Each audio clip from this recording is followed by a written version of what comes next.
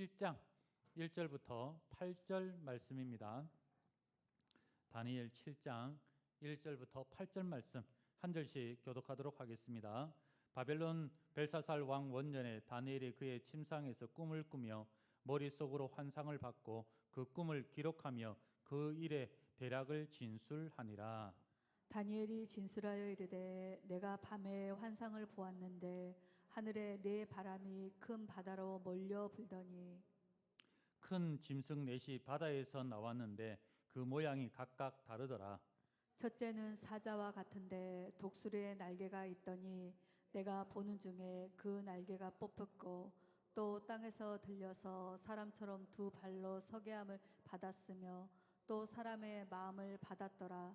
또 보니 다른 짐승 곧 둘째는 곰과 같은데 그것이 몸 한쪽을 들었고 그 입에 이 사이에는 새 갈빗대가 물렸는데 그것에게 말하는 자들이 있어 이르기를 일어나서 많은 고기를 먹으라 하였더라. 그 후에 내가 또 본즉 다른 짐승 곧 표범과 같은 것이 있는데 그 등에는 새의 날개 넷이 있고 그 짐승에게 또 머리 넷이 있으며 권세를 받았더라. 내가 밤 환상 가운데에 그 다음에 본 넷째 짐승은 무섭고 놀라우며 또 매우 강하며 또 쇠로 된 큰 이가 있어서 먹고 부서뜨리고 그 나머지를 발로 밟았으며 이 짐승은 전에 모든 짐승과 다르고 또 10뿔이 있더라. 내가 그 뿔을 유심히 보는 중에 다른 작은 뿔이 그 사이에서 나더니 첫 번째 뿔 중에 셋이 그 앞에서 뿌리까지 뽑혔으며 이 작은 뿔에는 사람의 눈 같은 것들이 있고 또 입이 있어 큰 말을 하였더라. 아멘. 할렐루야. 네, 반갑습니다. 오늘 보니까 날씨가 추워서 좀 몸이 건강이 안 좋으셔서 못 나오신 분들이 좀 계신데 참 올해 중에 제일 춥죠. 참 우리나라는 그런 것 같아요. 추워도 하여튼 추워도 엄청 춥고 더우면은 또 엄청 덥고 하여튼 뭐 적당한 게 없어요. 참 특이하죠 우리나라는. 그렇지만 이런 추위 속에서도 나와서 우리 예배드리는 성도님들 하나님께서 크게 기뻐하실 줄 믿습니다. 우리 옆 사람 축복하겠습니다. 잘 되고 있습니다. 더 잘 될 줄 믿습니다. 감사합니다. 오늘부터 보는 이제 다니엘 7장은 7장부터 그 이후에는 예언의 말씀이 있습니다. 그래서 1장부터 6장까지는 뭐 역사적인 스토리가 있기 때문에 읽기가 쉬워요.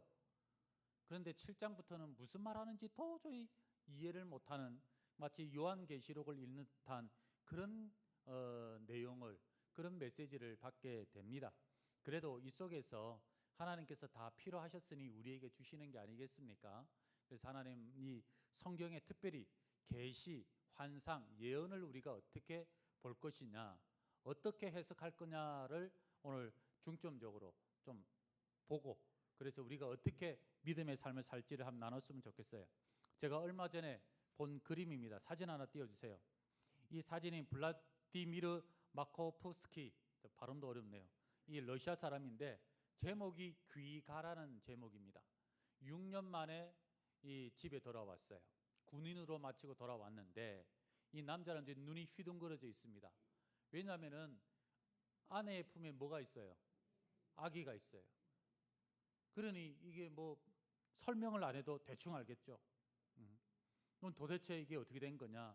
남편은 망연자실한 놀란 표정으로 있고 아내는 아무 말도 못하고 죄책감 가운데 고개만 푹 숙이고 있고 그러면서 그 당시 이 그림이 1880년경에 그려졌던 데인데 그 당시에 이제 전쟁이나 이런 것 때문에 많이 집을 떠났던 가장들이 많았어요.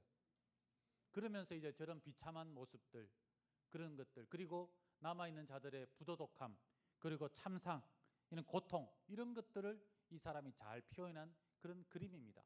딱 설명을 드리니까 그림이 이해가 가시죠? 안 가세요 이래도? 근데 진짜 중요한 그런데 이거를 한번 맞춰보셔야 돼요. 다음 그림 한번 띄워보세요. 이게 무슨 뜻인지 아시겠습니까? 이 어디 보기는 보셨죠? TV에서. 근데 무슨 뜻인 줄 아세요? 이 피에트 몬드리안이라는 사람이 이 그린 그림인데 저 그림의 가치가 수백억 정도 한다고 그래요. 근데 무슨 뜻인지 저도 모르겠어요. 그래서 이제 현대 미술을 하는 사람들이 뭐라고 이야기를 하느냐 하면은 현대 미술은 읽는 게 아니라 느끼는 거다. 이렇게 이야기를 합니다. 그래도 느낌도 없어요, 저는. 뭔지는 모르겠어요. 하여튼 저렇게 뭐 유리 어디 창살같이 해놨는데 하여튼 저래요. 왜 제가 이 그림을 보여드리느냐? 성경 말씀에 나오는 계시, 예언이 마치 저것과 비슷하기 때문에 그런 겁니다. 저걸 보면서 빨간색은 무슨 뜻이고 검은색은 무슨 뜻이고 왜 네모나고 저렇게 저런 것들이 많을까? 이렇게 설명을 하면은 설명이 안 돼요.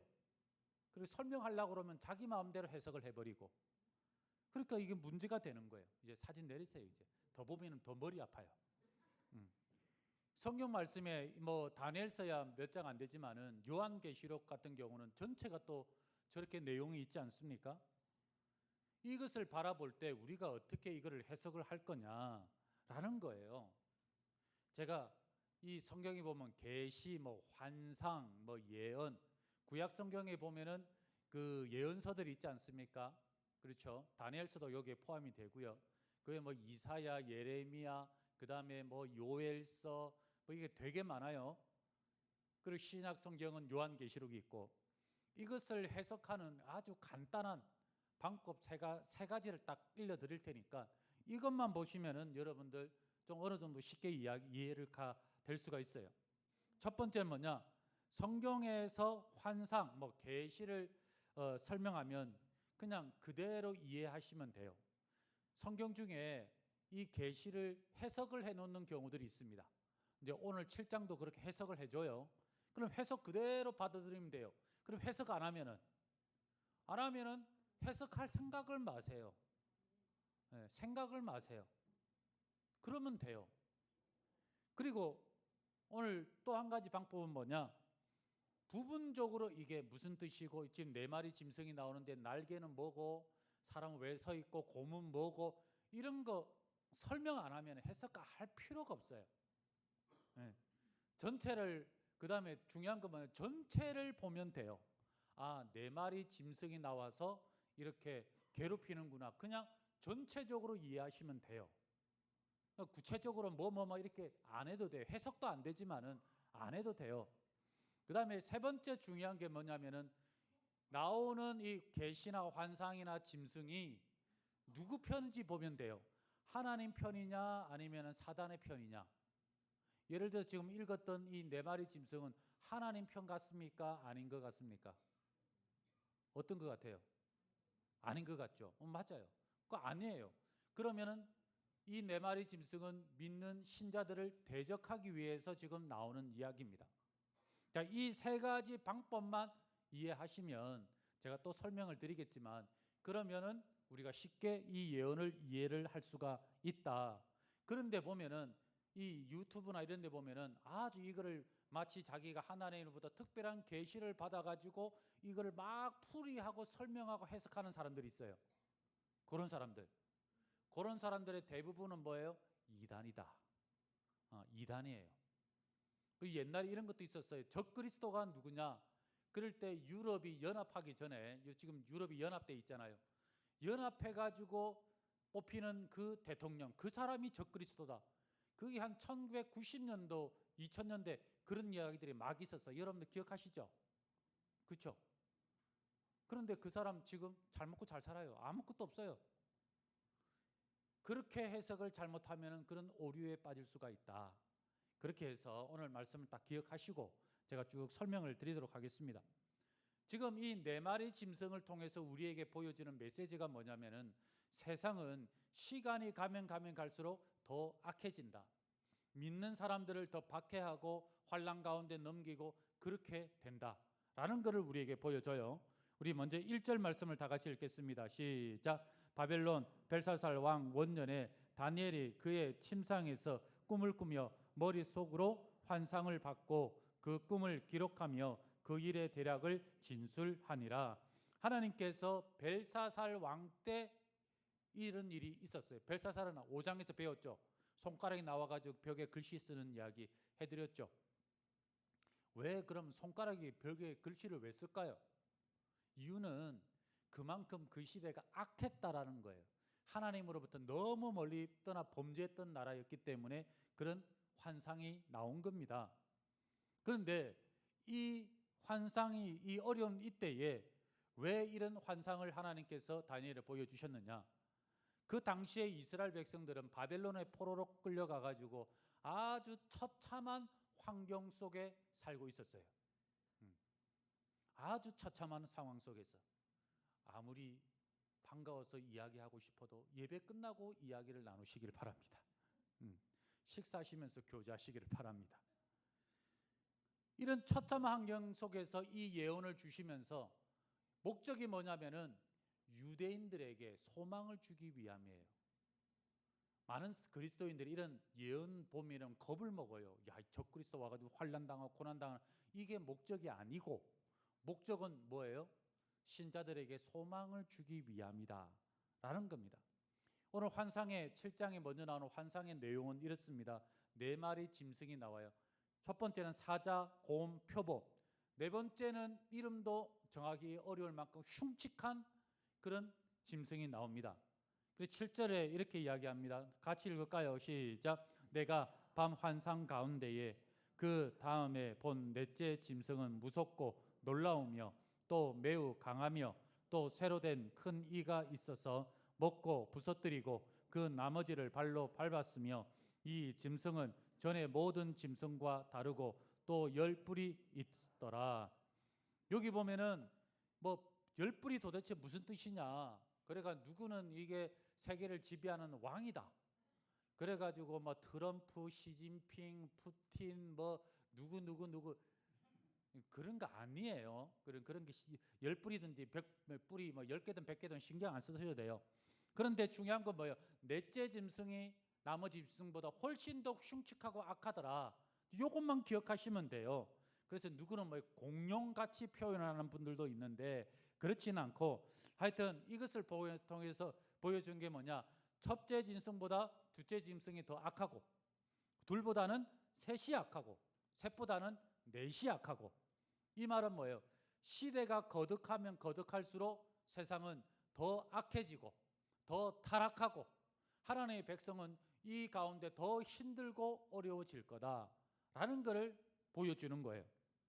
그래서 이 짐승에 대한 해석이 나옵니다. 17절에 이렇게 이야기해요.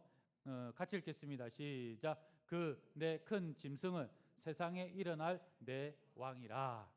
그러니까 설명을 하면 설명이 있으면 설명 그대로 믿으면 돼요. 이해하시면 돼요. 그 내 왕인데 설명하자면 그겁니다. 사자는 바벨론, 그리고 곰은 페르시아. 여기까지는 다니엘이 있었던 시대예요. 그렇게 예언이 이렇게 다니엘서가 기록한 시대고, 그 다음부터 표범은 그리스, 넷째는 로마. 그 그리스와 로마는 아직 나오기 전이죠.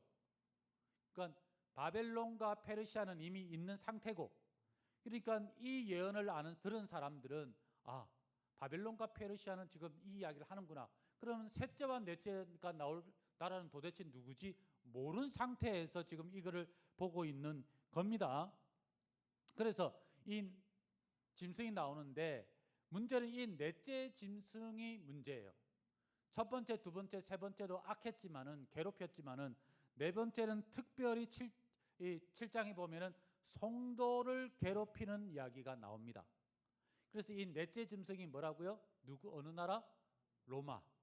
로마가 초대교회 때의 성도들을 얼마나 많이 잔악하게 괴롭혔습니까? 그래서 수없이 많은 성도들을 그냥 십자가 못 박혀 죽기도 하고 사자의 우리에 집어넣기도 하고, 그래서 엄청나게 많은 사람들이 순교를 당했어요. 그 이야기를 지금 하고 있는 거예요. 앞으로 일어날 일에 대해서. 그리고 이 넷째 짐승이 권세를 얻었는데 그 권세를 받은 기간이 25절 하반절에 이렇게 나옵니다. 다 같이 읽을까요? 시작. 한때, 두때와 반때를 지내리라. 넷째 짐승이 받은 권세의 기간이에요. 여러분들 교회 우리 성도님들은 여기 이런 이야기 들어보죠. 한때, 두때, 반때 들어보셨죠? 처음 들어요? 얼마나 성경을 안 보셨으면은 처음 듣습니까? 이러면 안 돼요. 예. 그래서 이게 좀 유명한 말씀이에요. 여기는 한때, 두때, 반때는. 한때라는 것은 1년을 이야기해요. 1년. 그러니까 한때는 몇 년? 그럼 두때는 2년. 그럼 반때는 6개월이죠. 그럼 한때, 두때, 반때는 몇 년이에요? 3년 6개월 합쳐서 3년 6개월. 털리신 분들은 오늘 점심 한 그릇, 맞으신 분들은 2그릇 드세요. 그럼 3년 6개월을 개월수로 나누면 몇 개월이에요? 갑자기 어려워지죠. 42개월. 42개월. 자, 이렇게 기간을 이야기를 하고 있는 거예요. 그러니까 사단이 이렇게 하나님 나라를 대적하는 사단의 무리가 이렇게 권세를 얻어서 이렇게 지배할 거다. 42개월을. 이 이야기가 요한계시록에 가면은 나와요. 요한계시록 13장 1절에 보면은 이렇게 이야기하면 같이 읽겠습니다. 시작. 내가 보니 바다에서 한 짐승이 나오는데 뿔이 10이요 머리가 7이라. 그 뿔에는 10 왕관이 있고 그 머리들에는 신성모독하는 이름들이 있더라. 자, 여러분 딱 봤을 때 이게 누구 편이에요? 하나님 편이에요? 아니면 사단 편이에요? 네. 하나님 편 같지는 않죠. 일단은 그렇죠? 그렇게 이해하시면 돼요. 그러면 뭐 10뿔이 또 머리 왕관이 있으니까 왕이라고 하는데 그러면서 뭐 그 왕이 뭐 이렇게 푸틴 이런 거 안 해도 돼요. 그렇게 신경 안 쓰세요. 아, 그냥 이건 하나님을 대적하는 짐승이 나왔구나. 여기도 보면 바다에서 한 짐승이 나오죠. 오늘 말씀 3절에도 보면 바다에서 나와요. 그러니까 바다가 뭐냐면 세상을 이야기해요. 세상 가운데서 이 짐승이 나오는데 여기는 한 짐승이에요. 다니엘은 몇 짐승? 4짐승. 근데 한 짐승에 뿔이 몇 개? 10개. 머리가 7개. 아, 뿔은 여기도 네 번째가 10개 나오니까 같은데 머리가 7개는 뭐냐? 여러분, 4짐승의 머리 뿔이 몇 개예요? 첫 번째도 하나, 두 번째도 하나. 근데 세 번째 짐승의 머리가 4개예요. 네 번째 짐승은 하나. 합치면은 총 몇 개? 7개. 그러니까 이렇게 이해하시면 돼요. 다니엘서에 나오는 첫 번째, 두 번째, 세 번째 네 짐승은 네 동물이고 요한계시록에 나오는 짐승은 하나죠. 그러니까 다니엘은 4개로 흩어진 것을 요한계시록에는 이걸 하나로 합쳐놓은 거예요. 합쳐놨어요. 그러니까 이해가 좀 가시죠. 그래서 이게 뭐 짐승마다 이게 뭐냐 이걸 따질 게 아니고 이 짐승들은 뭐예요? 총칭해서 하나님을 대적하는 사단의 나라. 이렇게 이해하시면 돼요. 얘네들이 바다에서 세상에서 나와서 신자들을 괴롭힌다. 그렇게 이해가 되시죠? 설명이 되는. 이렇게 이해하시면은 우리 예언서 읽는 게 어렵지가 않아요. 물론 이제 어려운 것들도 있지만. 자, 그리고 또 이야기하는 게 뭐냐? 기간이 나오는데 요한계시록 13장 5절 같이 읽겠습니다. 시작. 또 짐승이 과장되어 또 42달 동안 일할 권세를 받았느니라. 몇 달? 42달. 다니엘에도 몇 달? 42달. 같죠, 이렇게. 그러니까 사단이 꼭 42달은 뭐 꼭 3년 반이라고도 할 수도 있지만 상징적으로 어느 기간인지는 모르지만 그러나 사단이 이런 권세를 받아가지고 제한적으로 권세를 행사하는 거예요. 그러니까 사단은 하나님이 아니기 때문에 자기 마음대로 권세를 다 할 수가 없습니다. 제한적이에요. 제한적으로. 그래서 신자들을 박해하고 괴롭히고 모든 걸 하는데 뭐냐? 제한적으로 모든 걸 하고 있다라는 걸 보여주는 거죠. 우리가 이 예언을 4마리 짐승을 통해서 우리가 볼 수 있는 게 뭐냐면은 여러분들 우리가 그리스도인으로 살지만은 지금은 정말 좋은 시기에 살지만은 잊지 말아야 될 게 예수님 믿는 것은 꽃길만 걷는 것을 말하는 게 아니에요. 믿는다라는 것은 환난과 고난이 있고요. 세상에 유혹이 있고요. 거기에서 우리는 좁은 길, 가시밭길을 걸어가는 게 바로 그리스도인의 삶이라는 겁니다. 여러분들이 좋은 세상에 살고 편안하게 살고 싶다면 예수님 믿으면 안 됩니다. 믿을 수도 없어요. 우리가 가는 길은 어려워요. 힘들어요. 박해가 있어요. 지금은 너무 좋기 때문에 이렇게 기독교 20년 역사 중에서 편하게 신앙생활 해본 적이 없어요. 항상 박해가 있고 환란이 있고 전쟁이 있어요. 가까운 저 북한 어떻습니까? 성경책만 있다고 죽여요. 우리 일제강점기 때 어때요? 일본들이 얼마나 많이 교회를 잔악하게 학살했습니까? 저 화성에 가면은 제암리 교회 아시죠? 그거 믿는다고 집어넣고 거기에다가 총 쏘고 불질러 버렸어요. 다음에 한번 기회 있으면 한번 가보겠습니다. 거기에. 신자들이 이렇게 항상 박해를 받았어요. 우리가 이렇게 편한 거는 정말 앞으로도 없지 않을까 싶을 정도로 우리가 이렇게 편하게 있는 거예요. 뭐 영하 지금 뭐 14도 이렇게 제가 올해 제일 추워요. 체감 온도는 한 20도 넘겠죠. 이 추위 때문에 나 뭐 이게 어려워서 신앙생활이 어렵다. 예배 못 드리겠다. 이거는 환란의 축에도 속하지도 않아요. 로마 시대에 얼마나 많이 죽였습니까?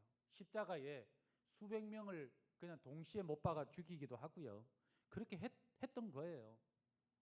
이런 걸 통해서 우리 정말 환란과 고난이 있어도 성경은 우리에게 뭐라 합니까? 사단의 권세는 제한적이라고. 우리를 완전히 압도하지 않습니다.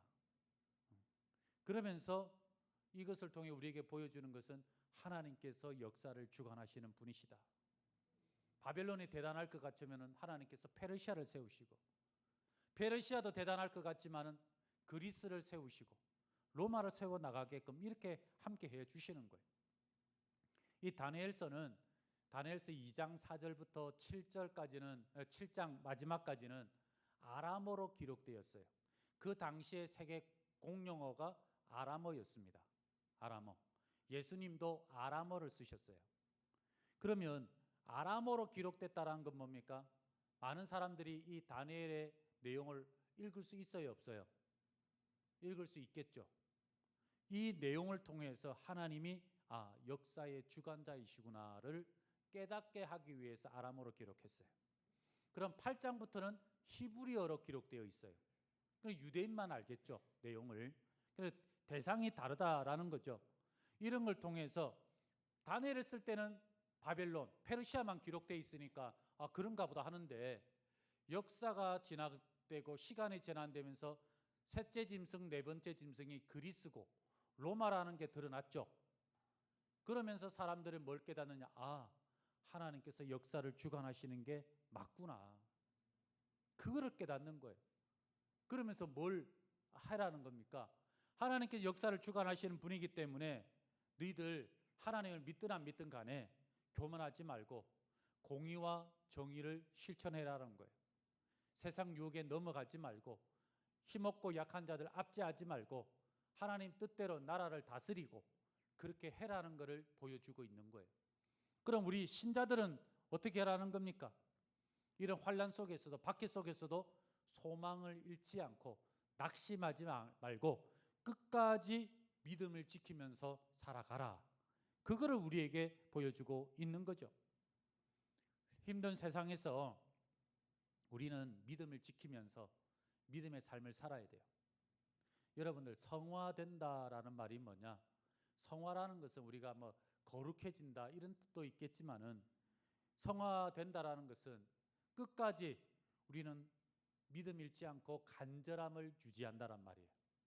돈이 없어도 간절함을 유지하고 돈이 있어도 간절함을 유지하는 겁니다. 그래서 내 상태가 어떻든 간에, 내 환경이 어떻든 간에, 내 환경에 핍박이 있든 어떤, 간절히 주님만 바라보고 버티는 거예요. 그게 성화, 그게 우리 그리스도인의 삶의 모습이라는 거예요.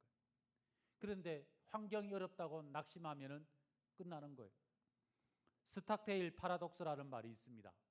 스탁테일이라고 하는 중령이 이 베트남 전쟁 때 포로로 잡혀갔어요. 그래가지고 포로 있는 기간 동안에 사람들이 생각합니다. 맞아, 이제 이번 부활절 때는 우리 풀려날 거야. 근데 안 풀려나요. 이제 크리스마스가 되면은 풀려날 거야. 그래도 안 풀려나요. 그러니까 사람들의 소망이 다 잃어버리죠. 이렇게 소망을 품다가 소망을 잃어버리니까 그 사람들이 한 1, 2년 지나니까 다 죽더랍니다. 뭐 포로 생활이 얼마나 힘들겠습니까? 그런데 그렇지 않고, 그래, 우리 포로로 살아야 돼. 아직 해방되려면 멀었어. 전쟁 끝나면 멀었어. 그러니까 아직 견디고 있으면 될 거야. 현실을 인정하고 끝까지 버텼던 사람들은 끝까지 살아남더라는 겁니다. 그게 스탁테일 파라독스라는 거예요. 그런 것처럼 여러분들 예수님 믿으면서 너무 희망 고문하며 살 필요 없어요. 우리의 현실 인정하고 나 믿음 지키며 열심히 살 거야. 그렇게 살아가면 돼요. 찬양 중에 보면은 내일 일은 난 몰라요 라는 찬양이 있죠. 가사가 이랬습니다. 내일 일은 난 몰라요. 하루하루 살아요. 불행이나 유행함도 내 뜻대로 못해요. 험한 이 길 가고 가도 끝은 없고 고뇌요. 주님 예수 팔레미사 내 손 잡아 주소서. 이 모습이 우리 그리스도인들이 세상을 살아가는 삶의 모습이에요. 그냥 하루하루 살아가는 겁니다. 그러면서 믿음 지켜가면서 세상 유혹 하더라도 박해가 있더라도 우리는 견디면서 그냥 하루하루 살아요. 그러면서 주님께서 손 내미사 우리 손 붙잡아 주실 때 얼마나 큰 위로가 되고 힘이 되겠습니까? 바로 그런 소망으로 살아가시는 성도님들 되시기를 바랍니다. 우리가 내 짐승 보면은 두렵죠. 겁나요. 너무 환난이 와서 우리가 고난 당하지 않을까 두려움이 있지만 성경은 우리에게 그것만 주는 게 아니라 소망을 줘요. 우리 9절 말씀 한번 같이 읽겠습니다. 시작. 내가 보니 보좌가 놓이고 옛적부터 이가 눈 같고 그의 머리털은 깨끗한 양의 털 같고 그의 보좌는 불꽃이요 그의 바퀴는 타오르는 불이며. 여기 보면 또 이걸 보고 뭐 보좌가 무슨 뜻이고 불꽃이 무슨 뜻이고 바퀴는 무슨 뜻이고 이런 거 그럴 필요 없다고 그랬죠. 성경에서 설명 안 하면은 그 해석할 필요가 없어요. 딱 중요한 게 뭐예요? 이 딱 볼 때 이분은 우리 편 같습니까? 아닌 것 같습니까? 네? 우리 편 같죠? 그럼 보면은 자세히 보면 돼요. 옛적부터 항상 계신 이가 누구예요? 하나님, 예수님이죠. 그 이야기하는 거예요. 그 전까지는 내 말의 짐승 바라볼 때는 절망이 있고, 야 이러다가 우리 환난 당하고 이래 넘어지면 어떻게 하나 두려움 있죠. 순교 당하면 어떻게 하나 무서워요. 그런데 그것만 보지 말고 9절 보니까 내가 보니 뭘 봐요? 옛적부터 항상 계시니 저 하늘을 바라보는 거예요. 하늘을 바라볼 때에 그때 우리는 절망하지 않고 소망을 얻게 되는 줄 믿습니다. 세상이 아무리 힘들고 우리를 괴롭히고 문제가 있고 고난이 있고 삶의 어려움이 있어도 세상 바라보면 낙심이죠. 그건 당연하지 않습니까? 그런데 우리는 뭐예요? 세상 바라보는 게 아니라 하늘을 바라보는 사람. 하늘에 누가 계세요? 옛적부터 계신 그분이 계시니까 그분 바라보고 살아가는 거예요. 요한계시록에도 보면은 2장 3장은 뭐가 있느냐면은 우리 다니엘서 1장 6장처럼 그런 7교회 이야기가 쭉 나와요. 그러면서 7교회가 어떤 일에 서문화 교회는 환란이 있고 핍박이 있고 뭐 죽이기도 하고 그런 옥에 넘기기도 하고 이런 일들이 있어요. 그러니까 얼마나 절망되고 어렵습니까? 그럴 때 요한계시록 4장 딱 넘어가자마자 뭐가 보이느냐? 뭐가 보일까요? 하늘에 잔치가 벌어져 있어요. 하늘에 보좌가 보여요. 그러니까 소망을 가질 수가 있는 거죠.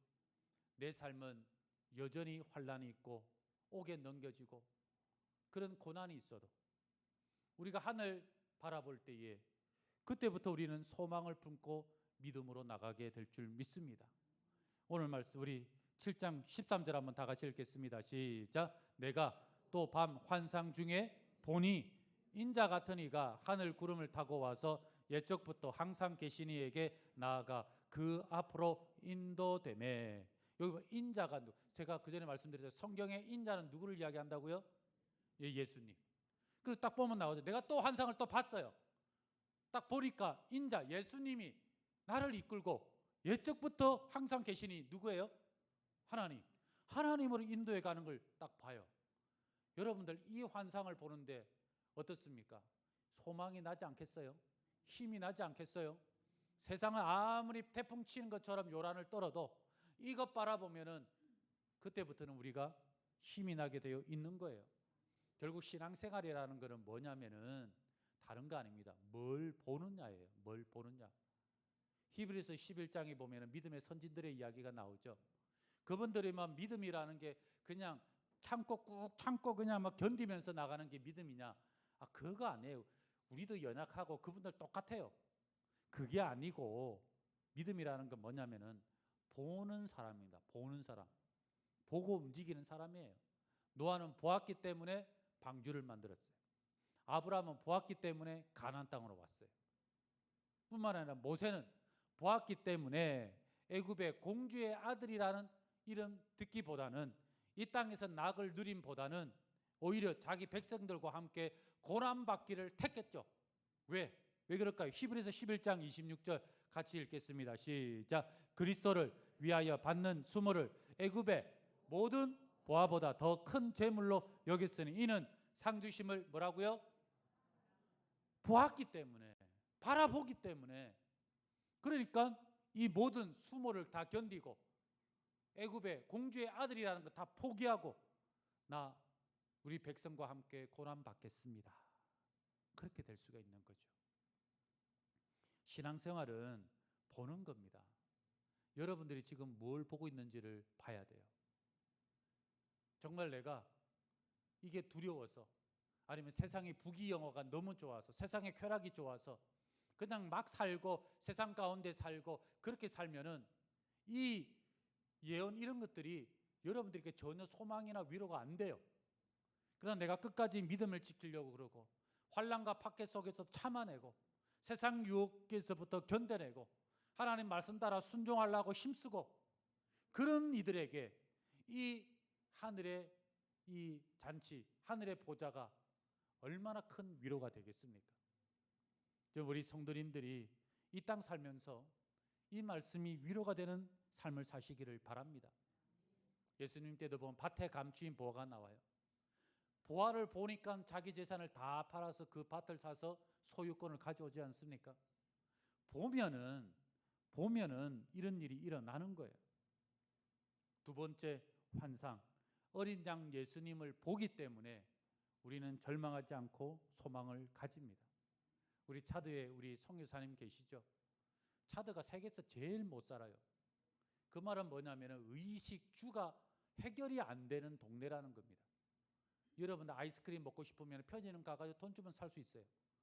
거기는 그게 안 돼요. 그게 전기도 제대로 안 들어오고 먹는 것도 제대로 안 하고 그러니까 삶이 얼마나 힘들겠어요. 우리 선교사님 보면 살쪘어요 아니면 말랐어요? 3월 달에 오신다니까 오시면은 여러분들 맛있는 거 사드리세요. 그러니까 그분들은 그렇게 살아요.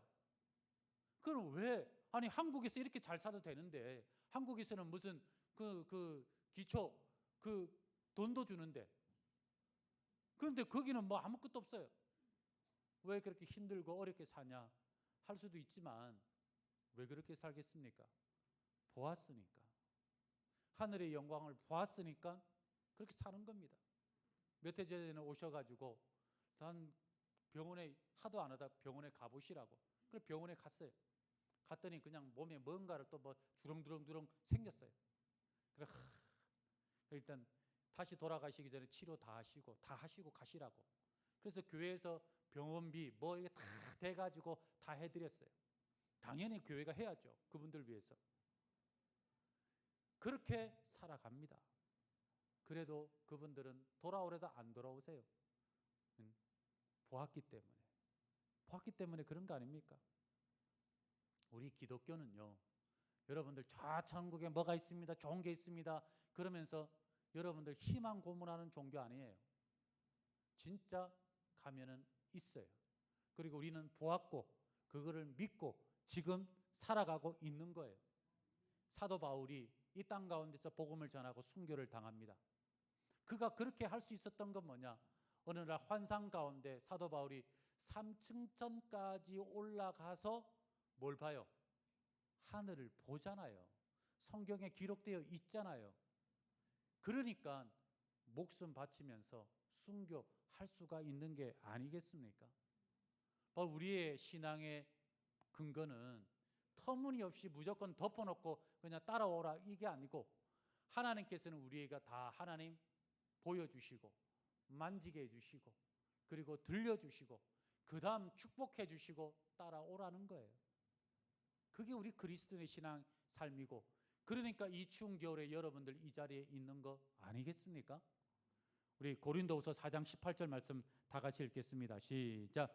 우리가 주목하는 것은 보이는 것이 아니요 보이지 않는 것이니 보이는 것은 잠깐이요 보이지 않는 것은 영원함이라. 우리가 주목하는 것, 우리가 보는 것은 보이지 아니하는 이 땅의 권세, 사단의 나라, 뭐 3년 반짜리밖에 안 되는 그게 아니라 영원한 나라, 우리가 가야 할 나라, 그리고 저 천국을 바라보고 살아가는, 그게 우리가 주목하는 것이죠. 우리 성도님들이 이 땅에 계시면서 남은 삶이 어떻다, 이게 중요한 게 아니고요. 저 천국을 바라보면서 천국의 환상을 보면서 믿음으로 살아가는 우리 성도님 되시기를 소망합니다. 그리고 우리 교회 가운데서 천국의 환상이 보여주고 예배 드릴 때마다 주님의 모습이 보여주고 음성이 들려주고, 그래서 보면서 살아가는 그런 교회 되기를 소망합니다. 그래서 우리 그런 축복과 은혜를 올 한 해 동안에 풍성히 누리시면서 살아가시기를 그리스도의 이름으로 축원합니다. 우리 함께 자리에 일어나셔서 우리 찬양 부르시고 합심해서 우리 한번 기도하도록 하겠습니다. 하나님의 사랑을 사모하는 자.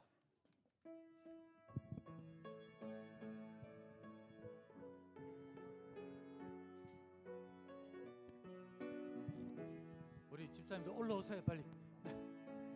하나님의 사랑을 사모하는 자, 하나님의 평안을 바라보는 자, 너의 모든 것 창조하신 우리 주님이 너를 얼마나 사랑하시는지 하나님께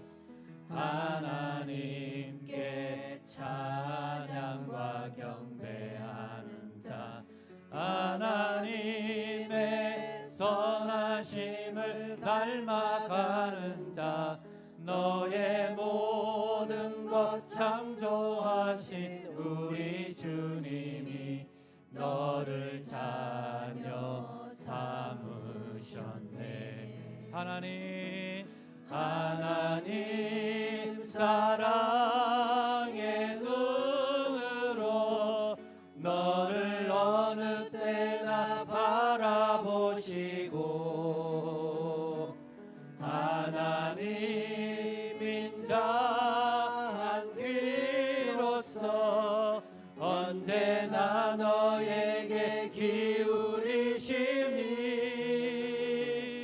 어두움에 밝은 빛을 비춰주시고 너의 작은 신음에도 응답하시니 너는 어느 곳에 있든지 주를 향하고 주만 바라볼지라.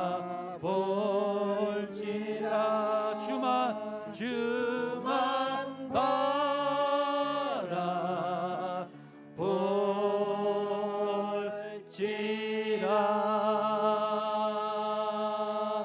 이 시간에 기도할 때에 하나님, 내 짐승 세상만 바라보면 절망이지만 주님만 바라보기를 원합니다.